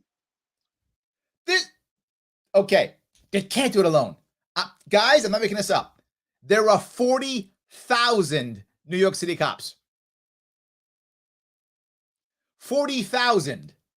Most of you don't have that many people in your entire town. Just cops. 40,000. You can't do it alone. There's only 40,000 of them. Plus the FBI and the ATF. What do you want? Nate, stop. There's only 40,000 of them. That's it. They're helpless. There's only 40,000 of them. Plus the ATF and the FBI and state troopers. And state troopers, too, are in New York City. So we got state troopers, the FBI, ATF, and 40,000 cops. What do you want? Miracles? God. We cannot continue to lose 22-year-old children because of the failure of the other partners in this fight against gun violence. See that? Look at that. We can't lose our cops because the rest of you guys suck. The rest of you guys suck. Why is no one taking... He was with the failure thing a minute ago. He was like, oh yeah, we're failing, but you guys suck. Wait a minute. She said it too. Hochul was like, we have the best gun laws. It's these other states that suck. It's Pennsylvania that's ruining it for the rest of us. If only they had the bad laws that we have, then we'd be good. And he's like, there's only 40,000 of us as cops, so you all must suck. Everybody else sucks, okay? Today, we are now acknowledging we're going to do our share. Okay. Now it's time for government on all other entities to do their share. So we can finally turn back the crisis of gun violence that has destroyed far too many communities. For literally 50 years. But now you got the answer. Far too many individuals. She made the office of far too many families. Gun something. So Governor, I thank you. And I want you to know that I'm your partner as we fight against the overproliferation of guns in our city and in our state and in our country. In our country. Thank you very much. Don't forget, city, state, country. Thank you for joining us. All of it. Your work, and we're going to continue working together, and that's the way we now. Oh, she's not done. She got more stuff. Relationship between Albany and New York City is going to result in. She got more. You thought she's done. Relationships that were not there before Nope. that are going to make a huge difference in people's lives. So thank you very, very much, Mayor. And with this, I'll be happy to take any questions related to what we're doing. And I have to take just a couple because I have to run next door because these people have traveled far and wide and they have joined us, and we want to make sure that they know they're welcome. We want to continue their work. So first question. Good morning, Governor. Grace Ashford with the New York Times. Congratulations on 6 months in office. Thank you. New York Times. First thing I'm going to do is I'm going to kiss your butt. Congratulations on 6 months in office. You've done a great job. There's been a lot of talk about bail reform lately, with Mayor Adams calling for changes. Yesterday, DCGS Commissioner testified that the available data didn't provide a complete picture. Even so, the available data has been sort of debated between Democrats and Republicans. Dodging the back again. Cannot stand that question. Indicates them. I'm curious whether you see a need for a conversation right now about changes to the bail laws, and if not, why. I'm very data driven and I'm very interested in the data that comes out. But as the mayor mentioned, we are talking about damming up individual rivers. Today, the river we're talking about is the river that leads illegal guns from other states to our cities. So what I'm going to do is I'm not going to answer that question. I'm going to dodge it with the river thing. See, he gave me the river thing. So river thing. And in the hands of individuals who are using them. So that is our focus of what we're doing here today. As I've said from the beginning, there's opportunities to have these conversations with the mayor as well as with the legislature as session unfolds on any reforms that are recommended. Governor, there are calls for you to talk about bill reform right now. Republican Congresswoman Elise Stefanik just issued a letter on bill reform, and Republicans in Congress have proposed a bill that would reward states that give judges more discretion in determining dangerousness. Give judges some discretion. Will you address what so many people have called on you to do? Will you address the level of dangerousness and give judges more discretion? Come on, river Eric thing. Adams has called on Eric Adams. I told you Eric messed up. See, Eric said that bail reform thing. She wasn't happy about that at all. She's like, damn, Eric, don't say that. He has asked for us to have this conversation, and he's a former senator, and he certainly knows the process that's involved in making changes. Changes were made. And I will absolutely stand behind the fundamental premise on why we needed bail reform in the first place. Well, she's right. We did need bail reform. This is true, right? I want to be clear on this. I'm not anti-bail reform. I'm anti this bail reform. But I'm not anti-bail reform. It was just done poorly. Others who are trying to politicize this and the other party don't seem to acknowledge why there was a need for change. You had two individuals accused of identical crimes, offenses. So let me dodge you. The river thing didn't work. So let me bring up some kids. Even stealing a backpack. And one person goes to Rikers for 3 years because they couldn't post bail. Another person whose parents have money or they're living in the suburbs and they can head back after posting bail to their jobs, to school, and a different life. That is what bail reform set out to do. And so I stand behind that fundamental premise. And I've also said, if reforms are needed based on data that is still being gathered, I'm willing to have those conversations. Now, I wish she was honest about that because I brought that up. If you remember when bail reform was first passed, I was happy that bail reform was passed. And I'm on record saying this, but I knew it was going to fail and I gave some reasons why it was going to fail. I assumed when bail reform passed, and I was wrong on this, and I think it was because of COVID, but I was totally wrong on this one. I'm happy to say I was wrong on this one. I assumed that the courts would start basically making, they'd start making rulings that would wind up becoming law because this was never fixed in the Congress. For those who don't know what happened, when bail reform has been talked about for years in New York State. And then it was going to be put together so it could be fought about in the Assembly and the Senate. But that year, the Democrats took both the state Assembly and the Senate. And when those two things happened, right, then there was no talk. There was no back and forth. They just passed the bill. Done. There was no Republican and Democrat back and forth. It just passed. And when it got passed, I was like, oh my God, this is a disaster. So I assumed that would happen. But then COVID hit. And when COVID hit, judges literally weren't making rulings. They were just walking away from stuff. It was terribly bad. It was just bad, bad, and bad. So it did not happen the way I'd hoped it would happen. So that's what actually happened. So I don't feel just because people, for political reasons, like the individuals that you're quoting here today, want me to give an answer. That's not how I operate. I don't cave to pressure. I do what's right based on all the facts that come before me. It's not just Elise Stefanik. Yeah, that's not true. She made that too. I'm better than them. They're all political people. I'm not politics. They're politics. Everybody else, not me. They're politics. Marks told lawmakers this week that he believes that judges are coming together and agreeing that they need more power. And I'm looking for the data that shows me that bail reform is the reason that somehow crime is going up in 90 of 100 cities in New York, Yes. why guns are flowing from Georgia with more frequency and Virginia and Ohio to here than they were. I'm focused on dealing with what I have control over right now. Yes. And that is my laser focus. The issue before me is today, in real time, Rivers. Bring the resources together to stop guns from coming into our streets and resulting in the shooting of a baby and the murder of our police officers. Cop. From a baby and a cop. That was good.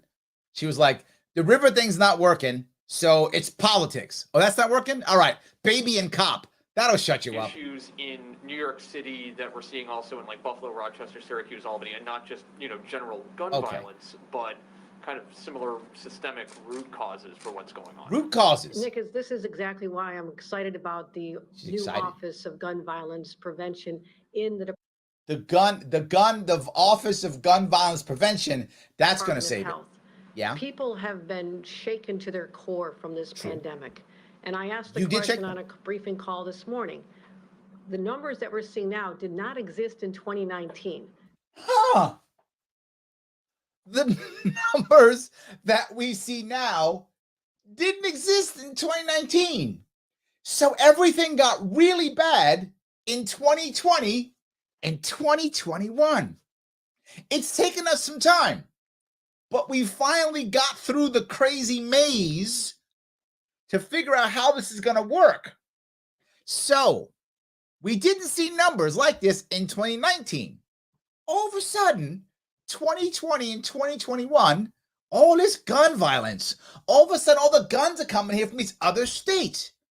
Wonder what happened in 2020 and 2021 that could be the trigger for this. This is not the top of mind issue in New Yorkers or New York City, in Buffalo, Rochester at the time, because it was under control and the statistics still bear. It was under control. And the statistics bear this out. Out the fact that there were decades that were far worse. Now, I'm not satisfied with this. One act of gun violence, particularly that results in the death of another person, is one too many. But I want to put this in context, that this is not just a New York City or a New York State, but I'm seeing the same impacts. Okay, I'm gonna wrap it there with a very important thing. What happened in 2020 and 2021? Oh, right. You and your best friend Cuomo locked down the entire state horribly. Trashed the entire state, shut us all down, called us bad people, made us afraid, have had us be afraid for the past 2 years that we're all going to die, wouldn't let us have our housing, got rid of all our jobs, trashed the entire state, created a black market, and all of a sudden there's violence. Could it be all your horrible lockdowns and fear-mongering? I'm going to go with yes. And when you're saying to yourself, you have your Office of Gun Prevention, you have that whatever thing, what you should do is have them go to your house and sit with you at dinner and look at you and go, your fault. Because it was your fault. Literally your fault. Cuomo started and you said nothing. You kept your mouth shut and just walked around holding his hand the whole time he was doing. When he's writing his book, you were holding his hand while he was writing his book. You had nothing to say. When he was killing old people in nursing homes, you had nothing to say. When he wasn't letting doctors come to this state to work, people were dying in hospitals, you had nothing to say. Then when you came in charge, you went, everything he's doing? Yeah, times two. Times two. But Lieutenant Governor, you now have a chance to make changes and shift things. No. I'm just what he did times two. Just put it X2 by that and do that. I don't know why things are so terrible. I need to open up a new Office of Gun Prevention because I don't know what happened. You happened. It is her fault. It is her fault. My awesome governor. Excuse me. Let me grab some of these comments. You guys have a bunch of comments. I want to grab some. So, yes. Joel says, I've owned several guns, but never a violent one. What does a violent gun look like? That's what I'm saying, Joel. You see, the problem is the guns you're buying the good guns. See, legal guns are good guns. They don't go out and kill people. But those illegal guns, those are the bad guns. They're probably felons. They go out and they kill people. That's what it is. 100%. Yes. So Sam says, who could have seen this coming? Oh, wait, Larry did. And everyone watching this channel. Yes, literally mentioned this. I said all of this on record. I'm going to pull those out, Sam. You're right. I'm going to see if I can get the team to pull those out. When I said this is what was going to happen. 2 years ago, I said this was going to happen. And it happened. Yes, absolutely. Jack says, can she just give up already? I never thought we could have worse than El Duce. Yeah, she's bad. Absolutely. Jonathan says, oh my God, there's a crime problem in New York. You mean putting habitual offenders back on the streets until they finally kill someone has a bad result? Who would have thought, Jonathan? Who would have thought? It was a surprise to us all. Yes, it was. Absolutely. Yes. James says, but Larry, you can have guns in New York City without police chief says so. How is not sure. How is it? That's my point, James. It's against the law. So this may be made up. This may be made up. I'm not sure if it's, she may be made up. I'm not sure. Yes. So, all right. Let's see here. They will never admit that criminals are the problem. Because guns. Jonathan says, let's be honest, Larry. She doesn't give a damn about cops. They're just incredibly useful as her political tools. This is true, too. You're right. She doesn't care about cops. That's not her thing. She doesn't care about cops. She'll throw them under the bus the second she has a chance. Absolutely. Second she has a chance. But it feels good and sounds good. It makes people feel happy. And it gives her a reason to create more jobs, right? More crony jobs. That's the wish. She really wants to create more jobs. And she's doing it. She's doing it. It's true. Joel says, why did no one call the SUV incident in Wisconsin vehicle violence? That's what it was. Should outlaw that SUV. You know what? That SUV was probably hanging out with guns. See, Joel? You're not thinking. That SUV was hanging out with the bad guns, corrupted the SUV. Now the SUV went out and killed people. There we go. Yep. Benjamin says, we've said stop and frisk is a bad thing. How are we going to do border checks for gun trafficking? Similar scenario. No. Yeah. Yeah. Absolutely. Not the right answer. Did stop and frisk get guns off the streets? Yes, it did. If you're saying, Larry, I want guns off the streets, so stop and frisk was success. If that's your goal, yes. It also put a whole bunch of kids in jail for nothing. I would have rather created an environment where the kids didn't want the guns, didn't want to shoot people instead, and let them stay out of jail. So did stop and frisk get guns off the street? Yes, it did. The price, in my view, was far too high, and there were better ways of making it happen. I don't care. It's going to sound crazy, but I'll be very full with you. I don't care if guns are on the streets. I know a lot of people carrying guns. I don't care if guns are on the streets. I care if people are shooting each other. That I care about. I would like people to not shoot each other. Whether they're carrying guns or not, why do I care? I don't care. Carry a gun. Don't carry a gun. If you don't like guns, please don't carry a gun. No one should be required to carry a firearm. If you don't like guns, don't carry them. It's fine. But if you want to, what do I care? I'm not going to harass you. I'm not getting shot by you for nothing. Now, if we're shooting each other around in the street, that's a problem, which means what I care about is the violence. And if you're stabbing people to death, that's still bad. It's not better because, well, I just stabbed him, Larry. I didn't shoot him. So, yes. Adam says, a better question might be, how can we be better prepared for incidents like this in the future? Also a good answer. I love that. Yes, absolutely.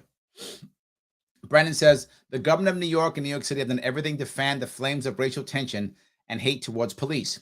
They don't actually care about these officers. They want more control. You know, there's a piece to this, Brandon. I won't only go that. I'm going to give an and on this one. Yes, and our institutions have been so bad recently that there is a lack of respect for all our institutions, to include the police force. Do I think that we should blindly respect our institutions? No, of course not. We should, and let me be very clear, should, in a perfect world, respect our institutions. They should be fair and just and savvy, and we should respect them. Sadly, they have given us many reasons to not respect them, and we often don't. And when you stop respecting your institutions, what's the police force? An institution. It's the same thing. It carries over to everything. So yes, we have to rebuild respect in institutions. They have to be more transparent, be better at what they do. Think about it. I was joking about it. Every single time I hear about an FBI thing, I assume they just made it up, right? I'm teasing that every time, but that's where it's become because they've done so much of it, right? So that now we don't respect the FBI anymore. Shouldn't we? Again, big word, should. They've done such a bad job. Now we've got to rebuild that trust. It's a broken trust. It's a problem. It's a problem. So yes. All right. Let's see here. Jack says, way older than the SAFE Act, Larry. Handguns have been almost impossible to own in the city for long. Yes, in the city, you're correct, Jack. Yes, correct. But if you hear what politicians say now, they'll often say in New York, the SAFE Act saved lives. The SAFE Act saved everything. They will talk that trash all the time. So my point is, if it's saved us, well, then how can there be gun violence, Jack? The SAFE Act has saved us. So yes, I'm with you. It's been hard in New York City for a while. I just want the SAFE Act because they often bring up the SAFE Act. So John says, Colin Noir put out a great YouTube video on this a day or so ago. So people can check it out if they want to, please. I like it. It's good. Yeah. All right. Dan says, maybe we should get social workers to give counseling to these guns. We'll have the Office of Gun Mental Health. See, Dan? You can't just have social workers. You have to make an office so you can give your crony a cool job and have them staff up with their friends and their kids. See, then you're not a good politician in New York. See, you got to get better at this. Whenever you see a problem, that is a reason to create jobs for all your friends and their family. So you were almost there. It was good. You thought about social workers. That was a good, first step. But now you want to go to second tier corruption. Now you got to go to, I got to create an office so that I can have my friends and family staff it. And my donors, my donor class, friends and families staff it. So that's important. So the Office of Firearm Mental Health. That's at least like, I don't know, $10 million, $13 million a year, maybe more, $15 million a year. It's just taxpayer money. Good. Nate will pay for that. Nate's happy to pay for that one. That one he'll pay for. He likes guns. Give him a good mental health.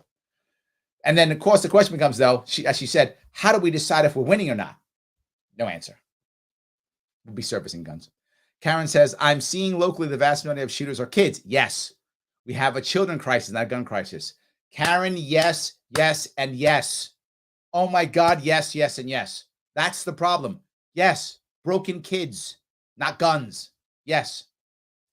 Steve says, increased crime is part of the Democrat Great Reset plan. Is it? It's intentional. The less safe people feel, the more likely they are to give up their rights. This is true. And yes. No, I see it, right? So those of you may not know, most New Yorkers are happy with Governor Hochul. I know some of your heads are ready to explode, but it's true. There's a lot of New Yorkers totally okay with this. Absolutely. They're like totally fine with it. Yeah. Take all our rights, take it all, everything. Yes. Mr. Lugnut says now she recognizes nationwide, so she should have no problem with natural reciprocity. See that? If only that were true, Mr. Lugnuts. If only that were true. That would be nice. Yes, that would be nice. Yes. All right. Lorenzo says, having clarity. Thanks, Mr. Sharpe. Thank you. I appreciate that. Absolutely. Yes. John says, in Rochester, our first in 2022 was 14 years old. Wow. It's just kids. It's just, wow.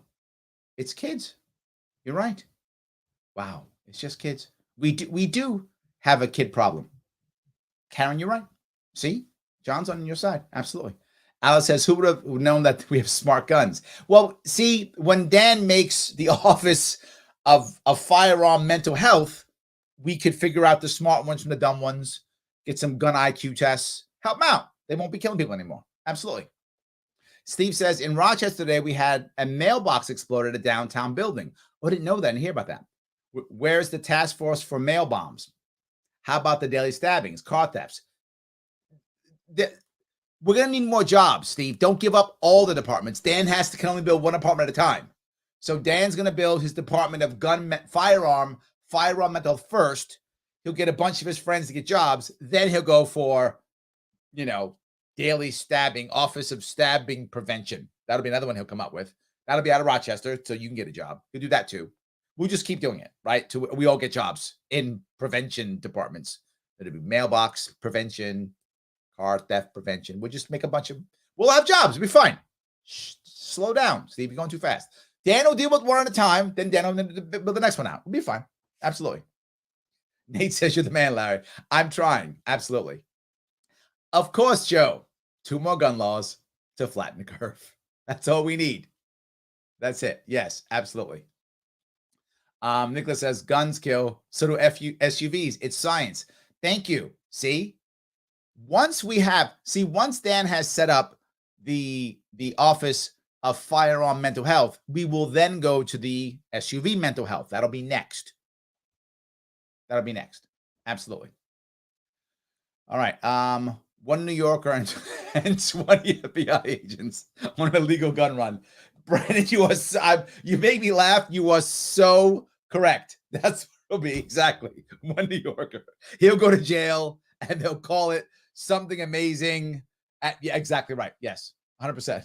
Yes, absolutely. Oh my God. Nate, of course, says, how many FBI agents can we get to register libertarian? I'll take them, Nate. They want to register libertarian? Let them register. FBI, ATF, we need more libertarians. Let them all register. Absolutely. Yes. Sam says, my issue isn't with the cops. It's with the laws that are made and the ones that are enforced. Also true. Yes. Oh, I'm sorry. It's the first part here. While a woman was getting shoved in front of a train by a mentally ill person, cops are a few blocks away arresting an elementary school kid for being at a restaurant without a vax. Yes, yes, and yes, Sam. The woman was killed. She was pushed in front of a train. The train hit her and killed her. Is that train violence? Is that train murder? Maybe that's our next office. Sam, you could run that one. You could run the Office of Train Running Over Prevention. You can run that one. We'll get you, maybe your friends, some jobs. I have my daughter work for you. She'll get a job. We'll all get jobs. Great. Nate's paying. It's all good. Nate, you're paying. Absolutely. 100%. Nate and Joe. Oh, Joe's in Florida. Joe can't pay. All right.